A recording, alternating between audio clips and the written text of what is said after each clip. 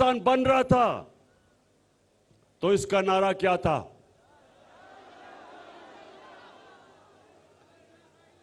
पाकिस्तान का मतलब क्या? माशाअल्लाह। अब ये सुनना है आपने, मतलब समझना है कि ला इलाहा इल्लल्लाह एक फलसफा है। जब आप ये दावा करते हैं कि अल्लाह तेरे सिवा और कोई खुदा नहीं, और अगर मैं किसी और खुदा के सामने झुकता हूं, वो बहुत बड़ा गुनाह शिर्क कहलाया जाता है, शिर्क है। तो नौजवानों याद रखें, ला इलाहा इल्लल्लाह इंसान को गैरत देता है। एक गरीब से गरीब इंसान भी होगा, जब वो किसी के सामने झुकेगा नहीं, लोग उसकी इज्जत करेंगे। और बड़ा अमीर तरीन पैसे वाला आदमी जब वो किसी के सामने झुकता है, कोई इज्जत नहीं करता उसकी। तो मेरे नौजवानों,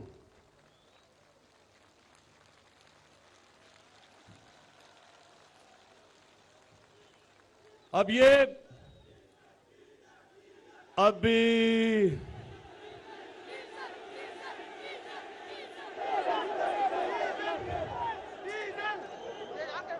मेरी जनरल बाजवा से बात हो रही थी।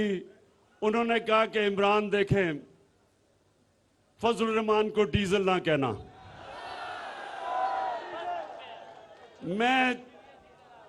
मैं तो जनरल बाजवा नहीं कह रहा, लेकिन अवाम उसका नाम डीजल रख दिया, अवाम ने उसका नाम। अच्छा, अब सुने देखें, अभी डीजल के ऊपर बाद में आते हैं। अभी आता हूं। सुने देखे नौजवानों, मुझे मौका नहीं मिलता आपसे हर रोज बात करने का, तो मैं इस मौके का फायदा उठाते हुए सिर्फ मैं आपको एक चीज समझाना चाहता हूं कि इंसान जब किसी के सामने झुकता है, वो अपनी इज्जत खो बैठता है, गैरत खो बैठता है। और जब एक कौम किसी के सामने झुकती है, उस कौम की कोई इज्जत नहीं करता, उस मुल्क के पासपोर्ट की कोई इज्जत नहीं करता। मेरे नबी सल्लल्लाहु अलैहि वसल्लम, और ये मैं आपको तारीख का वाकया बता रहा हूं, 628 और 629 मेरे नबी सल्लल्लाहु अलैहि वसल्लम ने दो सुपर पावर्स थी वक्त की, एक रोम की सुपर पावर और दूसरा ईरान में सुपर पावर थी। दुनिया उन दोनों सुपर पावर्स के बीच में बटी हुई थी। तो मुसलमान तो थोड़े से थे, अभी मुसलमान थोड़े थे, चंद हजार थे। तो दुनिया की तारीख के सबसे अजीम लीडर मेरे नबी सल्लल्लाहु अलैहि वसल्लम दोनों सुपर पावर्स के सरबराह को खत लिखते हैं कि मैं अल्लाह की तरफ से सच का पैगाम लेके आया हूं, अगर तुम उस पैगाम के ऊपर अमल करोगे ये तुम्हारी बेहतरी है, अगर तुम नहीं करोगे तुम्हारी तबाही है। अब नौजवानों सुनिए, वो सुपर पावर्स किधर थोड़े से मुसलमान। हमारे नबी सल्लल्लाहु अलैहि वसल्लम ने क्या पैगाम हमेशा के लिए हमें दिया कि आप थोड़े भी हो, आप कमजोर भी हो, लेकिन जब तक आप में गैरत है दुनिया आपकी इज्जत करेगी। उन्होंने दोनों सुपर पावर के सामने हाथ नहीं फैलाया इमदाद मांगने के लिए, कर्जे मांगने के लिए। उन्होंने उनको पैगाम दिया, और दुनिया की तारीख इस चीज की गवाह है कि 8-9 सालों के बीच में दोनों सुपर पावर्स मुसलमानों के सामने घुटने टेक देती हैं। ये दुनिया की तारीख में है। तो हमें अल्लाह ने हुक्म दिया कुरान में कि अपने नबी की सुन्नत पे चलो, उसके रास्ते पे चलो। तो नौजवानों, आज सबसे पहला मेरा पैगाम यह है कि सिर्फ एक खुददार कौम की दुनिया इज्जत करती है। वो कौम जो अपनी इज्जत नहीं करती, उसकी दुनिया इज्जत नहीं करता। और जब से मैंने सियासत शुरू की 25 साल पहले, मेरा मंशूर देख लो, मैंने 3 चीजें कही कि सबसे पहले हम पाकिस्तान को एक खुददार कौम बनाएंगे, अपने पैर पे खड़ा करेंगे और कलमा ला इलाहा इल्लल्लाह के ऊपर अमल करेंगे कि सिवाय अल्लाह हम किसी के सामने सर नहीं झुकाएंगे। दूसरा, इंसानियत, कि हम अपने मुल्क को एक फलाही रियासत बनाएंगे उस तर्ज पे जो हमारे नबी सल्लल्लाहु अलैहि वसल्लम ने मदीना में दुनिया की तारीख में पहली दफा फलाही रियासत बनाई थी। और तीसरी चीज कि हम अपने मुल्क में अदल और इंसाफ का कानून लेके आएंगे, ताकतवर को कानून के नीचे लेके आएंगे। ये 3 चीजें मेरे मंशूर का हिस्सा था 25 साल पहले। और ये मंशूर हमने मदीना की रियासत से लिया था, जिधर हमारे नबी सल्लल्लाहु अलैहि वसल्लम ने इन 3 उसूलों के ऊपर मदीना की रियासत को खड़ा किया था। तो आज सबसे पहले मेरे ये जो 3 स्टूजेस हैं, ये जो 3 इकट्ठे हो गए हैं,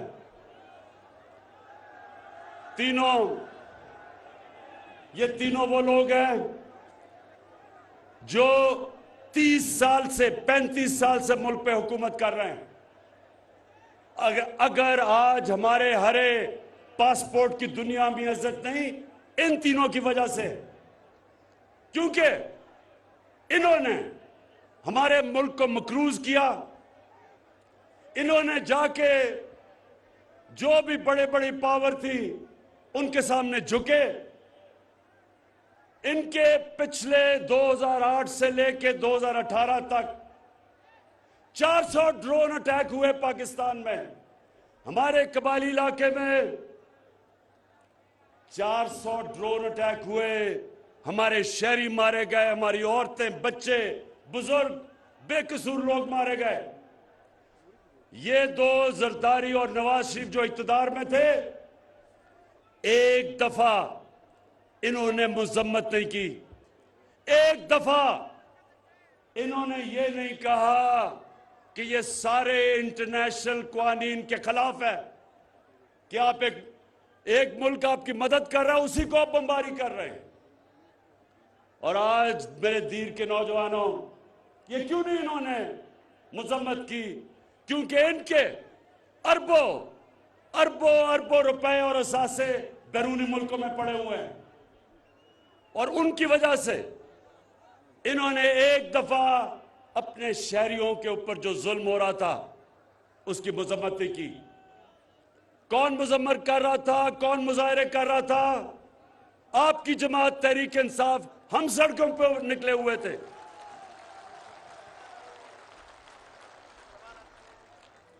और अभी शाह महमूद कुरैशी ने बात की, हिंदुस्तान से मिसाइल आया। यही हिंदुस्तान जब नवाज शरीफ इक्तदार में था तो नरेंद्र मोदी बार बार पाकिस्तान की फौज को दहशतगर्द कह रहा था, पाकिस्तान के आर्मी चीफ को दहशतगर्दों का सरबराह कह रहा था। एक दफा नवाज शरीफ ने नरेंद्र मोदी के खिलाफ बात नहीं की, बल्कि उसने अपने फॉरेन ऑफिस के स्पोक्समैन को कहा कि तुमने कोई स्टेटमेंट हिंदुस्तान के खिलाफ नहीं देनी। और यह क्यों था? क्योंकि जब इनका पैसा मुल्क से बाहर पड़ा हो, मेरे दीर के नौजवानों ये सुन लो, जिस जमात के भी सरबराह का पैसा मुल्क से बाहर पड़ा हो, वो कभी आजाद फॉरेन पॉलिसी नहीं कर सकता। यानी वो फॉरेन पॉलिसी कभी नहीं बनाएगा जिसमें वो अपने अवाम की हिफाजत करे, उनके हुकूक की हिफाजत करे।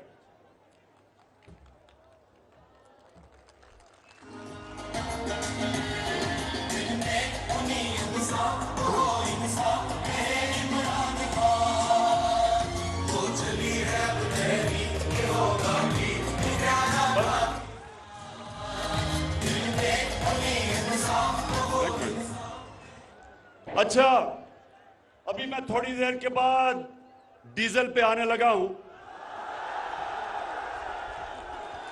लेकिन उससे पहले इन्होंने जो हरकत की अभी इस्लामाबाद में, उसके बाद में आता हूं। लेकिन सबसे पहले देखें, मैं सिर्फ, मेरा काम है, एक मुल्क का प्राइम मिनिस्टर मुल्क का बाप होता है। आप जिस तरह मैं अपने बच्चों की तरबियत करता हूं, मेरा काम है आपकी तरबियत करना, आपको एक अजीम कौम बनाना। यह जरूरी है कि आप समझे कि यह मुल्क बना किस लिए था। तो यह तब मुल्क जब बनाया गया था तो एक गुलाम हिंदुस्तान में एक आजाद लीडर था जिसका नाम कायदे आजम मोहम्मद अली जिन्ना था। हम उसको लीडर मानते हैं और वो सादिक और अमीन था। वो एक ऐसा लीडर था जो दलेर था, जो उस वक्त अंग्रेज की आंखों में आंखें डाल के बात करता था और उसने अपनी जान की बाजी लगाई हमें आजादी दिलवाने के लिए। और इंशाअल्लाह हम इस मुल्क को अब उधर लेके जाएंगे। कभी भी ये याद रखे मेरी पाकिस्तान की कौम कि क्योंकि हमारा नस्बुल जब शुरू किया था, इया कनाबुदु व इया नस्ताईन था, कभी मैं ना कभी किसी के सामने झुका हूं और इंशाअल्लाह कभी आपको किसी के सामने झुकने नहीं दूंगा।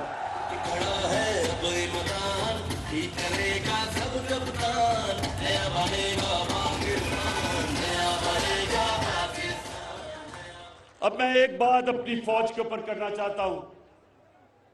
अभी डीजल ने एक प्रेस कॉन्फ्रेंस की और उसने ये कहा कि जब हम इक्तदार में आएंगे तो हम इदारे को ठीक करेंगे, मतलब कि हम फौज को ठीक करेंगे।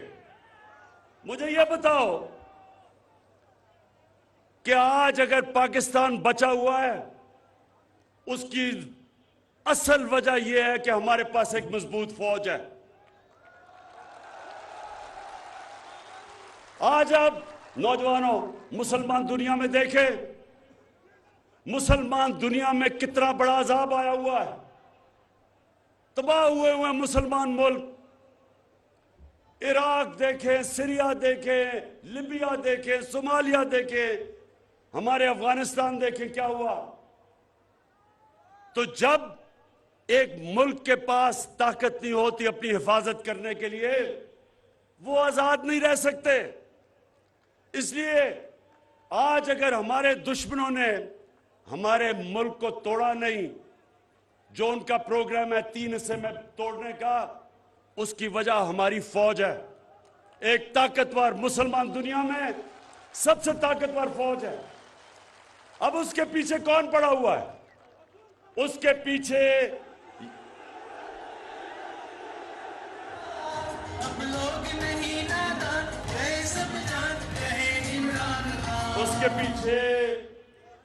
पहले तो ये जो डीजल ने कहा है कि हम इदारे को ठीक करेंगे। आप कैसे ठीक करेंगे? आपने तो जिस इदारे को हाथ लगाया है, आप तीनों ने, 3 स्टूजेस ने आपने सारे इदारे तबाह कर दिए।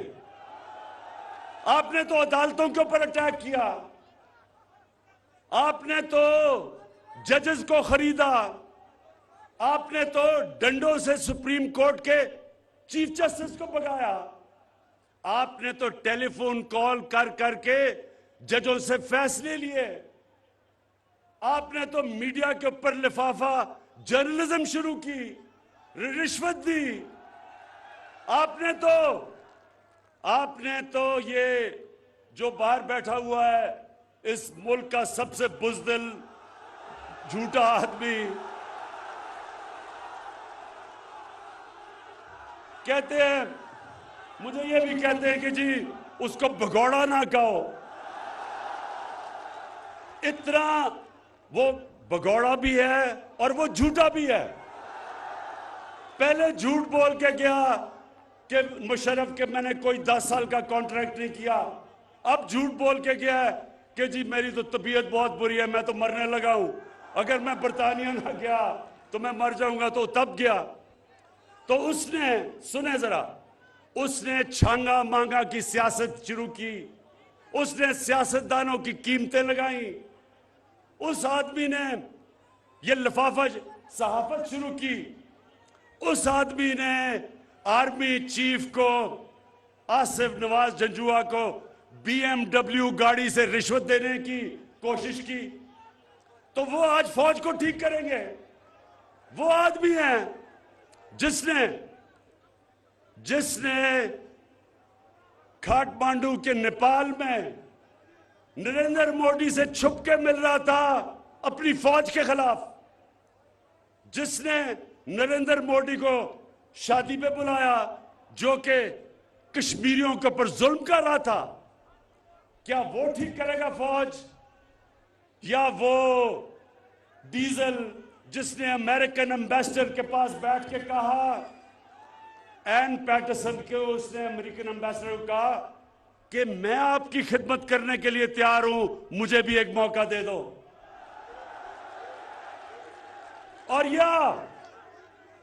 और या वो आसिफ जरदारी पाकिस्तानी फौज को ठीक करेगा। मुल्क की सबसे बड़ी बीमारी उसने, आसिफ जरदारी ने, सुने जरा, आसिफ जरदारी ने एक मेमो गेट हुआ था, अमेरिकनों को खत लिखता है कि जी मुझे अपनी फौज से बचा लो। क्या वो फौज को ठीक करेगा, या वो छोटा शोबा शरीफ? अब ये शहबाज शरीफ कहता कि इमरान खान ने बड़ा गलत किया कि वो यूरोपियन यूनियन को उसने उनकी मजम्मत की। शहबाज शरीफ, तुम ये जो टाई कमीज और सूट पहन के अंग्रेजी बोल के तुम समझते हो कि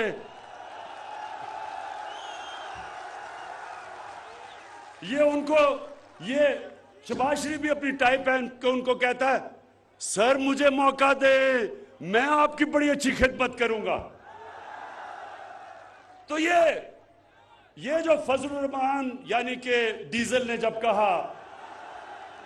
जब इसने ये कहा कि मैं इदारे को ठीक करूंगा, इक्तदार में आके हम करेंगे, यानी कि ये डाकुओं का गुलदस्ता फौज को ठीक करेगा, ऐसे ख्वाब भूल जाओ।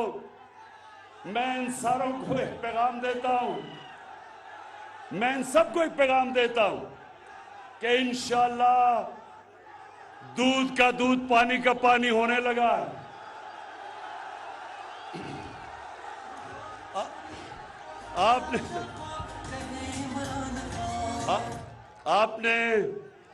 आपने वो किया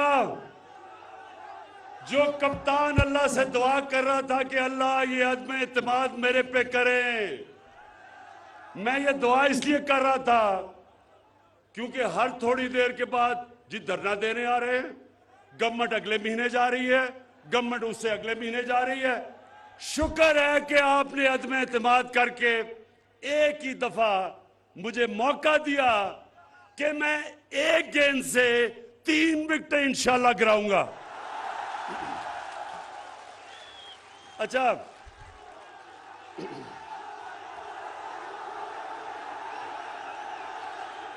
और इंशाअल्लाह एक दिन पहले अदम एतमाद से ये सारी कौम देखेगी, डी चौक में इंसानों का समुंदर होगा इस्लामाबाद में।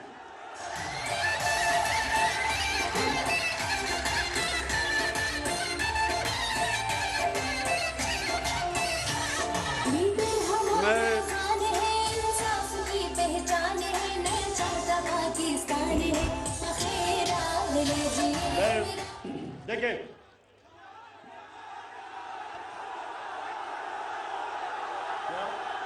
क्या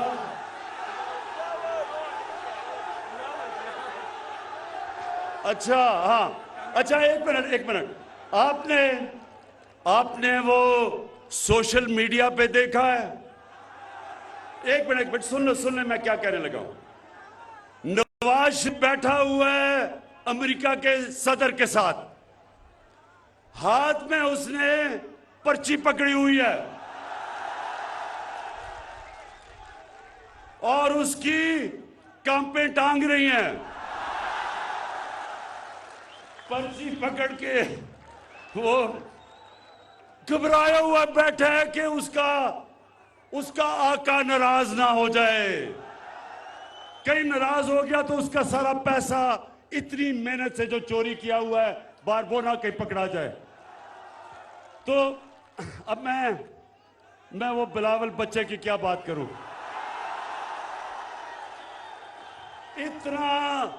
इतना पैसा खर्च करके इस्लामाबाद पे आया, वो बेचारे सिंध से लोगों को पैसे दे दे के लेके आया वहां इस्लामाबाद, और उधर लोगों से पूछे जी उसका क्या पैगाम था, उन्होंने कहा जी कांपे टांग रही हैं।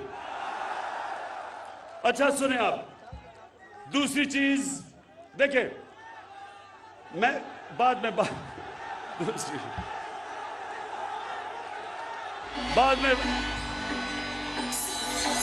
अच्छा, ये इंशाल्लाह ये जब तक बिलावल सियासत छोड़ेगा तो नए अल्फाज निकलाएंगे, जिस तरह कांपे टांग रही है, चीनी उग रहा है, और एक और वो क्या बारिश आता है। तो इंशाल्लाह ये सारी चीजें, क्योंकि जब आप एक लीडर को जबरदस्ती बनाने की कोशिश करें, क्योंकि जनाब उसके नाना साहब लीडर थे तो उसको भी आपने बनाया, यही होता है, फिर कांपे टांगती हैं।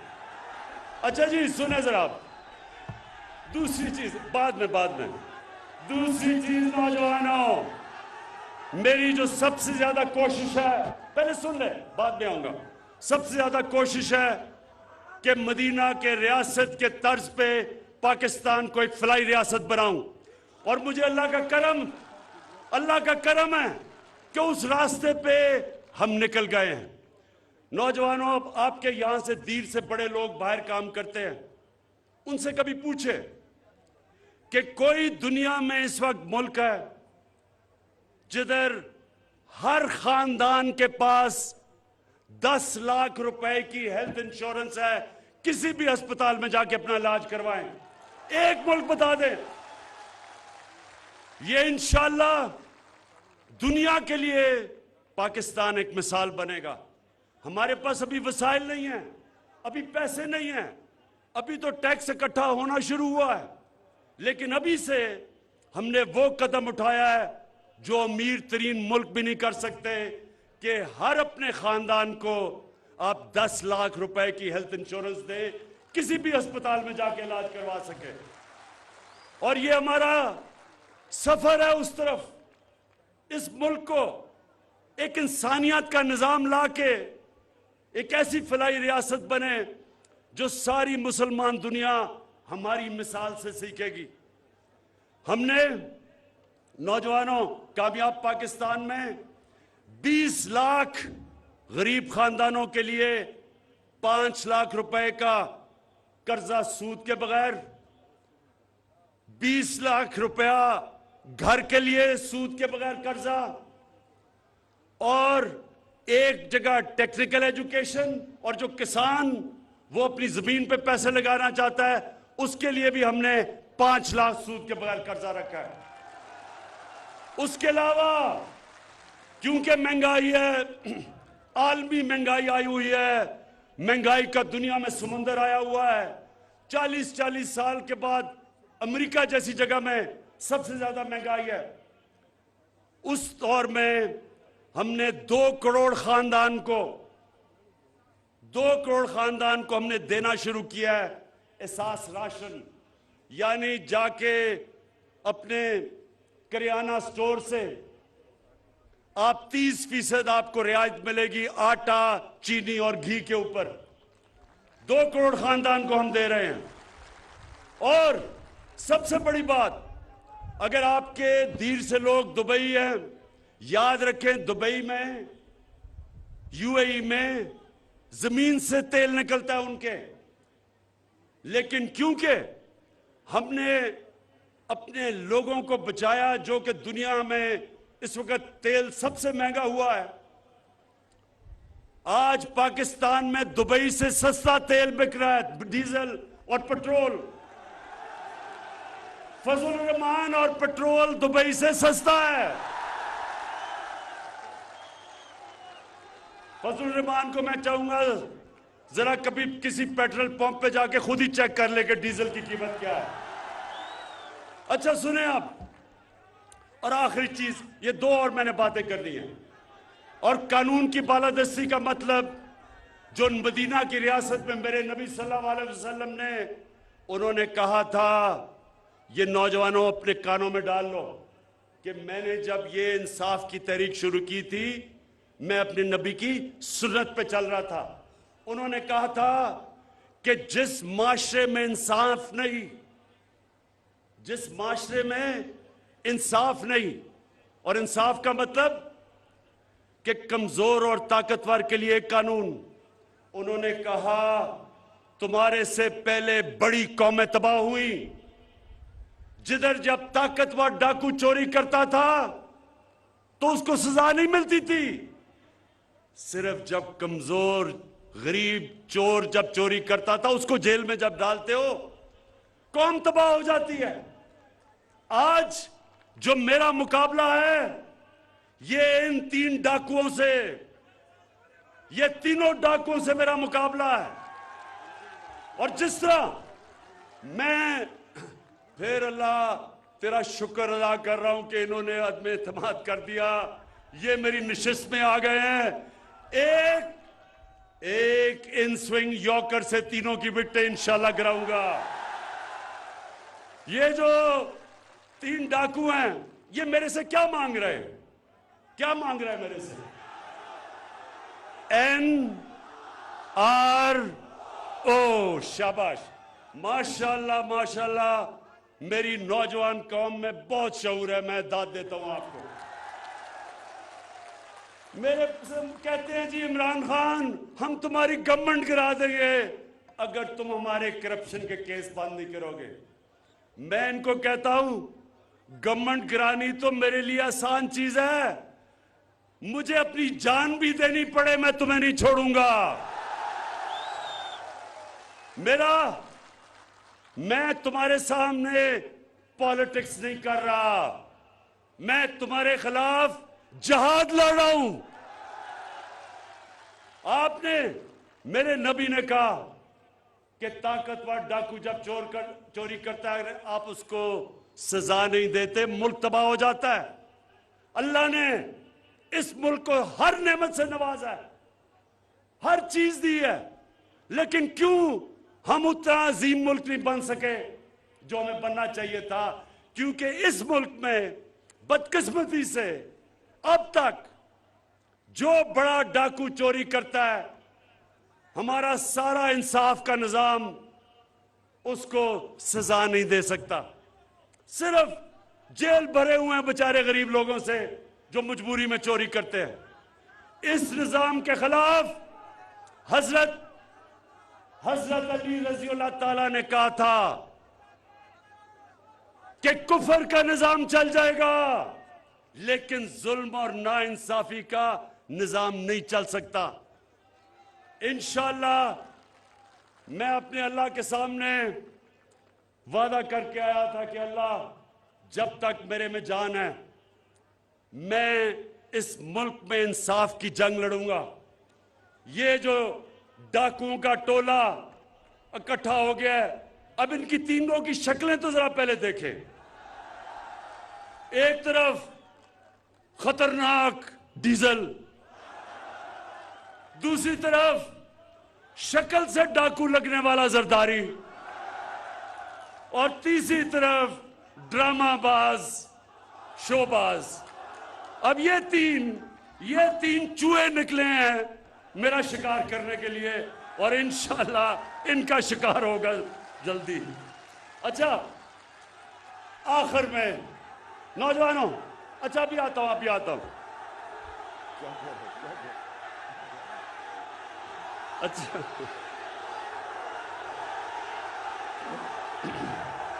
अच्छा सुने, अब तीन चीजें मेरे नबी सल्लल्लाहु अलैहि वसल्लम ने मदीना की रियासत में तीन उसूल बनाए थे: खुददारी, इंसानियत और इंसाफ। ये तीन उसूलों के ऊपर मदीना की रियासत खड़ी हुई थी। मुझे एहसास हुआ जब मैं हुकूमत में आया, मुझे एहसास हुआ कि हमारे लोगों को समझ ही नहीं है कि सीरत नबी क्या थी।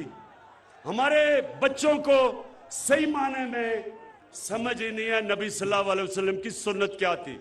इसलिए मैंने रहमतुल लिल आलमीन अथॉरिटी बनाई है। स्कूल के बच्चों के अंदर हम सीरत की क्लासेस देंगे, हम इनकी यूनिवर्सिटीज में रिसर्च करवाएंगे, हम इनको टीवी पे प्रोग्राम्स करेंगे ताकि मेरे नौजवानों को पता चले कि सीरत नबी क्या है। तीन चीजें, क्योंकि ये याद रखें, जब अल्लाह कहता है कि नबी की सुन्नत पे चलो, वो हमारी बेहतरी के लिए कहता है। नबी को अल्लाह ने खिताब रहमतुल आलमीन का दिया है। सब इंसानों के लिए हमारा नबी रहमत लेके आया था। तो जो भी इंसानी माशरा हमारे नबी के पैगाम पे चलेगा वो ऊपर आ जाएगा। अब मैं आखिरी जब आपको बात समझाने लगा हूं, ये गौर से सुने। तीन चीजें हमारी जिम्मेदारी रियासत की, एक जिसके ऊपर मदीना की रियासत खड़ी हुई थी वो आपकी जिम्मेदारी है, और वो कुरान की आयत है, अमर बिल मारूफ व नही अनिल मुनकर। इसका मतलब क्या है? अल्लाह हमें हुक्म करता है, नौजवानों, अल्लाह हमें हुक्म करता है कि तुम, कुरान की पूरी आयत है कि तुम्हें मैंने सबसे अजीम कौम बनाया, तुम अच्छाई के साथ खड़े होते हो, अच्छाई के लिए जिहाद करते हो, और बुराई के खिलाफ खड़े होते हो और बुराई के खिलाफ जिहाद करते हो। यानी कि जब अच्छा बुरा होता है तो अल्लाह ने हमें इजाजत ही नहीं दी कि हम न्यूट्रल हो जाएं। जानवर न्यूट्रल होता है, जानवर में अच्छे बुरे की तमीज नहीं होती। इंसान अच्छाई के साथ खड़ा होता है। अब मैं आपको मिसाल देता हूं। आजकल ये सारी ऑपोजिशन, इनके लोग थैले नोटों के लेके फिर रहे हैं, सारी कौम के सामने 15-15, 20-20 करोड़ हमारे एमएनएस को कह रहे हैं कि अपना जमीर बेच दो। ये सारी कौम के सामने तमाशा हो रहा है कि ये हुकूमत कैसे गिराएंगे। नंबर तो है ही नहीं इनके पास, ये कैसे गिराएंगे। ये कोशिश कर रहे हैं कि हमारे एमएनएस के जमीर को खरीदो, 15-20 करोड़ की थैलियां लेके फिर रहे हैं। अब मैं नौजवानों आपको बताऊं, मेरा इतना टाइम गुजरा है मगरिब में, बरतानिया में मैं यूनिवर्सिटी भी गया, क्रिकेट भी खेलता था। जो हमने जमहूरियत ली वो बरतानिया से ली। बरतानिया के अंदर कोई तसव्वुर भी नहीं कर सकता कि कोई किसी को पैसा दे के उसका जमीर खरीदेगा किसी एमएनए का, एमपीए का? तस्वर भी नहीं है। वो कौम, अगर उनको ये शक भी पड़ जाए कि किसी पॉलिटिशियन ने अपना जमीर बेचा है, वो सारे माशरे में शक्ल दिखाने के काबिल नहीं रहेगा, क्योंकि वो अमर बिल मारूफ पे चल रहे हैं। हमारे मुल्क की बदकिस्मती देखो कि इन चोरों ने या इस मुल्क में 35 साल हुकूमत करके हमें अच्छे और बुरे की तमीज खत्म कर दी है। कहीं दुनिया के महज़ब माशरे में कौन सा पॉलिटिशियन अपना जमीर बेचता पैसे लेके? उसको तो सिर्फ ये ना हो कि माशरे में शक्ल ना दिखा सके, उसको तो जेल में डालें। सेनेट का इलेक्शन हुआ, यूसुफ रजा गिलानी का बेटा एक तरीके इंसाफ के मेंबर को पैसे देता हुआ, उसकी वीडियो आ गई। ये वीडियो अगर मैं जो जानता हूं किसी भी मगरबी जमहूरियत में आती, वो सब आज जेल में होते और उसको सजा मिली होती। तो ये मेरा नौजवानों, हमें अल्लाह की इस जो हुक्म है, इस आयत पे हम सबको चलना चाहिए। मैं जो डीग चौक पे लोग बुला रहा हूं एक दिन पहले अदम एतमाद से, मैं अपनी कौम को सिर्फ इसलिए बुला रहा हूं कि इनको बताने के लिए, ये जो डाकू 3 इकट्ठे हुए 3 स्टूडेंट्स, इनको ये बताने के लिए कि हमारी कौम जिंदा है, हमारी कौम अमर बिल मारूफ पे खड़ी है। हम अच्छाई को अच्छाई समझते हैं और बदी को हम सब ने मिलके खत्म करना है इस माशरे से। नौजवानों, मैं आपको एक और मिसाल देता हूं। करप्शन में अब जो शहबाज शरीफ है, इसके चपरासी के बैंक अकाउंट में ₹4.25 अरब रुपया निकला है। ₹4.25 अरब रुपया का मतलब 375 करोड़ रुपया इसके चपरासी के, मकसूद चपरासी के अकाउंट में निकला है। 16 अरब रुपया, 1600 करोड़ रुपया इसके नौकरों के अकाउंट में निकला है। ये अगर किसी भी मगरब मुमालिक में इस तरह होता, इसलिए वो मुल्क हमारे से आगे हैं, वो ज्यादा अल्लाह का हुक्म फॉलो कर रहे हैं। वहां किसी की, उस सियासतदान की जुर्रत ना होती, किसी पब्लिक में जाता, अब तक जेल की सजा हो चुकी होती। यहां जनाब वो अपनी नेल्सन मंडेला की शक्ल बना के तकरीरें कर रहा है, असेंबली में जाके एक अच्छा, जब नैब की अदालत में जाना होता है तो कमर में दर्द हो जाती है, जब असेंबली में तकरीर शुरू करता खत्म ही नहीं करता, कमर ठीक होती है। वहां जब अदालत में जाना होता है लंबी लंबी डेट्स लेता है। तो नौजवानों, मेरी बात सुन लें, कभी भी अल्लाह की बरकत उस माशरे में नहीं आएगी जिधर जुल्म हो। कभी अल्लाह की बरकत उस माशरे में नहीं आएगी जब तक जो उसने हुक्म दिया कौम को कि आप अच्छाई के साथ खड़े हो। जब आप देख रहे हैं कि माशरे में बुराई ऊपर आ रही है, आप सबके ऊपर अल्लाह फर्ज कर देता है कि उसके खिलाफ जहाद लड़ो। तो ये जो इस वक्त ये सारे 3 डाकू इकट्ठे के कोशिश कर रहे हैं, मैं इनको आज पैगाम देना चाहता हूं कि आप डी चौक में इंशाल्लाह देखेंगे अवाम का समुंदर, और वो सिर्फ एक पैगाम देने आएंगे कि हम अल्लाह के हुक्म पे खड़े हैं, हम अमर बिल मारूफ पे खड़े हैं। हम ये जो तुम कोशिश कर रहे हो लोगों के जमीर खरीदने की 20-20 करोड़ रुपए से, हम तुम्हें नहीं छोड़ेंगे, हम तुम चोरों को नहीं छोड़ेंगे।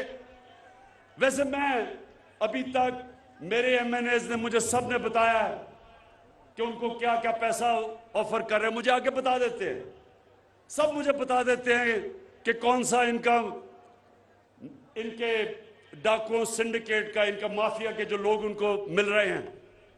मैं उनको सबको कहता हूं कि अगर पैसे तुम्हें दे रहे हैं तो ले लो,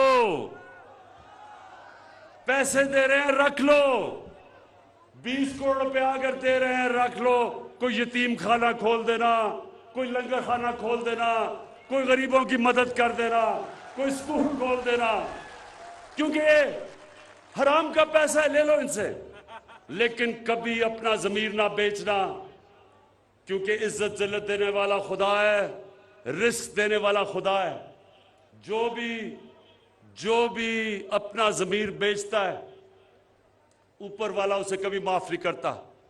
मैं आखिर में दीर के लोगों, जिस तरह का आज आपने शानदार इस्तकबाल किया है, दिल से आपका मैं शुक्रिया अदा कर रहा हूं।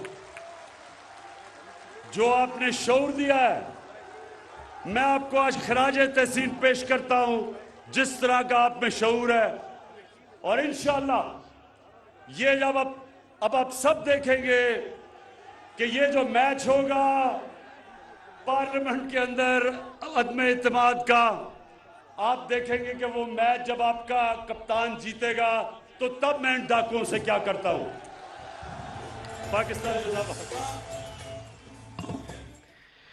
पाकिस्तान का क़याम ला इलाहा इल्लल्लाह की बुनियाद पर हुआ और ये एक मुकम्मल फ़लसफ़ा है। गैर के आगे झुकने वाले की कोई इज्जत नहीं होती, खुददार कौम ही इज्जतदार कौम होती है। हमारा सियासी विजन और मंशूर मदीना जैसी फलाही रियासत पर मबनी है। 30 साल से मुल्क पर हुकूमत करने वाले आज इकट्ठे हो गए हैं। हम कानून की बालादस्ती को यकीनी बनाएंगे, आज़ाद खारजा पॉलिसी पर यकीन रखते हैं। मुल्क की सालमियत के लिए मजबूत फ़ौज का होना ज़रूरी है। अपोजिशन ने अदम एतमाद करके एक दिन में 3 विकेटें गिराने का मौका फराहम किया है, जिसमें हम कामयाब होंगे। अवाम का मयार ज़िंदगी बुलंद करने के लिए हमने मुतअद्दिद मंसूबे शुरू किए हैं। मुल्क लूटने वाले को किसी सूरत NRO नहीं देंगे। खुददारी, इंसानियत और इंसाफ के मंशूर पर अमल पैरा हैं। सीरत नबी से आगाही के लिए जामे प्रोग्राम शुरू करेंगे और रहमतुल्लिल आलमीन अथॉरिटी के क़याम भी इसी सिलसिले की कड़ी है। वज़ीर आज़म इमरान खान लोअर दीर तेमिरगराह में अवामी जलसे से खिताब कर रहे थे।